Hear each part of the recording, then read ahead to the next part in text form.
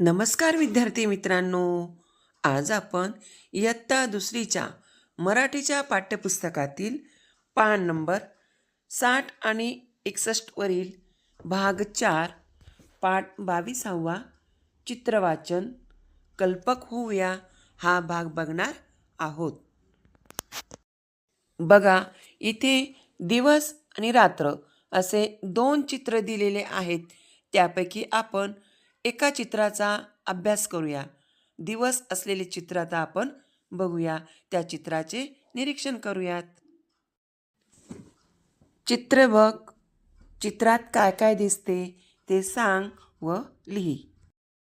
बघा, हे दिवसाचे चित्र आहे, कारण यामध्ये सूर्य उगवलेला दिसत आहे. आकाशामध्ये पाखरं उडताना दिसत आहे, पक्षी दिसत आहेत. त्यानंतर एक सुंदर असं मोठे झाड दिसत आहे. त्या झाडावर एक पक्षिणीने दिलेले पिल्लं दिसत आहेत. त्यानंतर सुंदर अशी नदी दिसत आहे. एक माळरान दिसत आहे. त्या माळरानावर बैल चरताना दिसत आहे.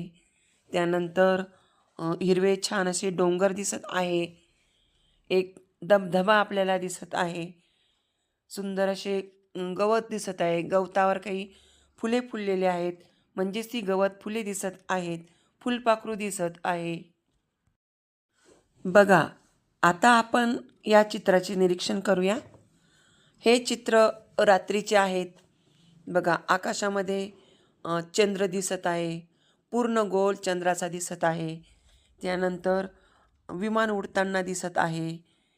संपूर्ण चांदण्यांनी भरलेलं आकाश दिसत आहे. एक मोठं झाड दिसत आहे. खाली नदी दिसत आहे. नदीचे देखील पाणी निळे झालेले दिसत आहे. डोंगर दिसत आहेत. गवत दिसत आहेत. नदीच्या पाण्यामध्ये चंद्राचे पूर्ण प्रतिबिंब दिसत आहेत. त्यानंतर बघा, घरं दिसत आहेत. रात्रीची वेळ असल्यामुळे त्या दोन घरांमध्ये लाईट लावलेले दिसत आहे, कारण खिडक्यांमधून त्यांचा प्रकाश आपल्याला दिसत आहे.